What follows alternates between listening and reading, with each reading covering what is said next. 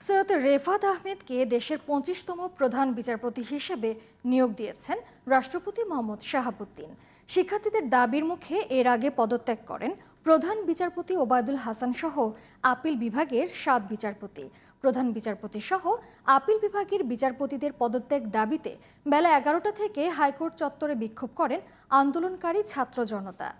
Ismail Hossain জুয়েলের report. শনিবার সকালে virtual ফুল court সভা ডাকেন প্রধান বিচারপতি ওবায়দুল হাসান।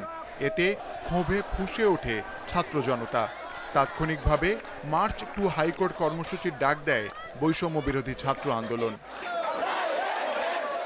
পরে ফুল কোর্ট সভা স্থগিত করা হলেও প্রধান বিচারপতি এবং আপিল বিভাগের বিচারপতিদের পদত্যাগের দাবিতে বেলা 11টা থেকে সুপ্রিম কোর্টের হাইকোর্ট বিভাগের বর্ধিত ভবনের সামনে বিক্ষোভ করতে থাকেন আন্দোলনকারীরা।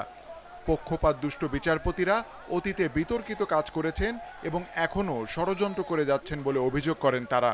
কোনো ধরনের কু করার যেন কেউ সাহসও না করে, সেটা মিলিটারি হোক, সেটা জুডিশিয়ারি হোক, অথবা সেটা যে কোনো ধরনের হোক।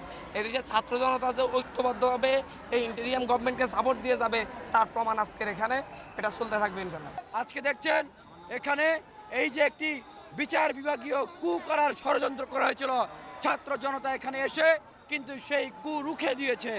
বিক্ষোভ করেন সুপ্রিম কোর্টের আইনজীবীরাও। এ সময় বিভিন্ন স্লোগানে প্রধান বিচারপতি সহ বিতর্কিত বিচারপতিদের পদত্যাগের দাবি করেন তারা। যারা বিতর্কিত বিচারপতি আপিল ডিভিশন হাইকোর্ট ডিভিশনে ওদের পদত্যাগ করতে হবে।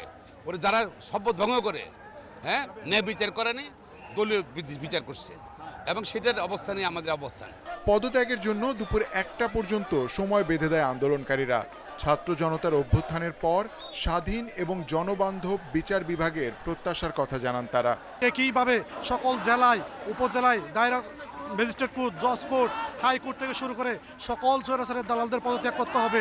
এখনো যদি এই স্বৈরাচারী দোষকের যদি মূল রয়ে যায়, তাহলে আস্তে আস্তে কিন্তু তারা আবার ওই পর্যায়ে নিয়ে যাবে। আমাদের যে লড়াই সংগ্রাম আমরা করে এসেছি সেটি আসলে চলমান থাকবে যতক্ষণ না পর্যন্ত বিচার বিভাগ স্বাধীন, নিরপেক্ষ এবং ন্যায় বিচার প্রতিষ্ঠিত করতে না পারবে। আমাদের শুধুমাত্র সরকার পতন না, সরকারের দোষর, ফ্যাসিস্ট সরকারের দোষর যত জায়গায় আছে সবাইকে পদত্যাগ করতে হবে। জনগণের কণ্ঠ রোধ করার যে অ্যাক্টগুলো, এই অ্যাক্টগুলো বাস্তবায়নে সুপ্রিম কোর্ট কখনোই সহযোগিতা করবে না এবং সুপ্রিম কোর্ট সেটার বিরুদ্ধে তারা জনগণের পক্ষ হয়ে তাদের আওয়াজটা তুলবে।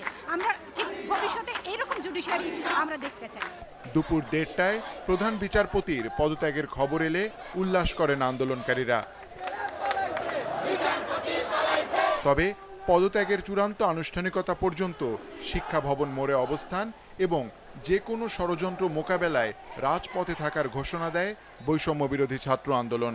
শিক্ষা চত্বরে পদত্যাগপত্র না হাতে আসা পর্যন্ত আমরা অবস্থান করব। Ismail Hossain Jewel, GTV news, Dhaka.